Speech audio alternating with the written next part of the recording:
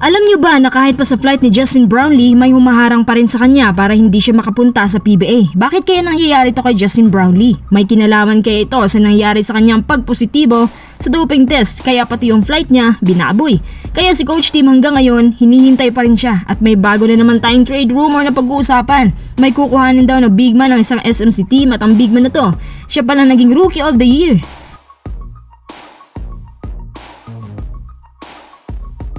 Bago tayo magpatuloy, kung nais mong suportahan ang aking channel, just click subscribe and share.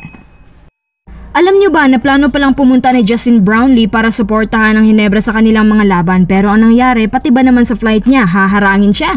Ayon sa exclusive interview kay Coach Tim Cone, may nangyari daw sa flight ni JB na parang hinaharang araw ito ng ilang opisyalis doon. Bay, bakit naman? Sa nalalaman ko, yung mga hinaharang lang yung may criminal record, pero ito si JB, hinarang nila. May kinalaman kaya itong doping test ni JB kaya nagkaganito. Dagdag pa ni Coach Tim, hindi nga raw natuloy yung flight imbes na naghahanda na sila para sa pagbabalik niya. Sa palagay ko, tinatrack na ilang sports organizer si JB na para mang binabantayan bawat kilos niya. Parang wala na ring tiwala ang ilang organizer sa kanya. Napakiramdam nila ang laki talaga ng kasalanan ni JB sa pagkapanalo ng team natin sa Asian Games. Hindi pa rin makamove on ang ilan sa mga tao na nagsagawa ng test na yon. Tsaka ngayong nagsimula ng PBA season, hindi na masyadong iniisip ni Coach Tim mga bagay na yan. Focus na muna sila sa season to dahil feeling ni Coach Tim magiging maganda talaga ang takbo ng Ginebra ngayon dahil sa kanilang import na si Tony Bishop. Alam nyo ba na komportable si Bishop sa system ni Coach Tim? Hindi siya yung masyadong pressure sa opensa dahil yun nga, bumagay siya sa cone system. May nagtanong pala kay Coach Tim na si Bishop na raw ang magiging bagong Brownlee nila simula ngayon. Ang sabi ni Coach Tim, wag raw kayo mag-alala dahil walang kahit anong import ang papalit kay JB. Si JB ay JB pa rin. Kung ang lakas nila ay pag-uusapan, hindi na nagawa yung kumpara ni Coach Tim si JB kay Bishop. Basta sa ngayon, nakikita ni Coach Tim na magiging maganda ang kalalabasan ng pag-fit in ni Bishop mula sa practices hanggang sa final games. Paano naman po mareresolba yung pagpunta ni JB sa PBA?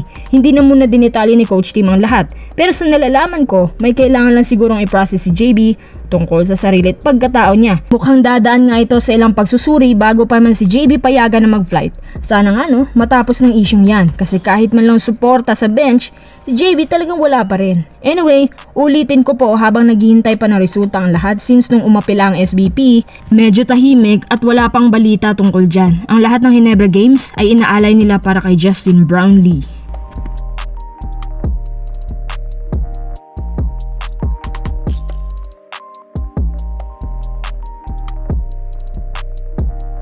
Tara, next update naman tayo. Nako, ang kakapanalo lang bilang Rookie of the Year na si Justin Arana. Sinusuyo pala ng ilang malalaking team sa PBA. Ang matunog ngayon, mapupunta raw ito sa Ginebra dahil si Japet injury prone na masyado.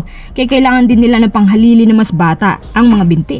Napapansin ng management na nagiging mahina ang mga binti ni Japet at nag-slow down siya. Inconsistent din ang performance ni Japet lalo na kapag sa crucial games. Ang kailangan nila si Justin Arana bukod sa bata pa pero makikita mo yung pang future Junmar Fajardo ang galaw. Para siya sila kay Danny. Ang kaibahan lang ni Junmar, mas shooter itong si Arana. Kapag ito mas nahasa pa sa palagay ko, makakakuha din ito ng maraming MVPs. Di ba sila kay Danny din ang trainer niya? Magandang halimbawa rin siya sa mga modern ideal big man. Kung ako sa Ginebra, magmadali na kayo kasi ang Magnolia, kumikilos din at si Arana din ang tipo nila. Kung iisipin mong mabuti, mas nangangailangan pa ang big man ng Magnolia ngayon kaysa Ginebra. Maganda din ang tandem itong si Arana kay Sanggalang na laging bugbog. Si Rafi Ribes may edad na rin. Si Abu Tratter ata yung isang big man nila na under observation din depende sa performance niya. Tsaka base sa nilalaro ng Magnolia ngayon, ibang klase ang rotation nila. Yun bang parang nabibiyan talaga ng possession lahat? Ang Magnolia din po ngayon ang sinasabing isa sa mga mahihirap talunin.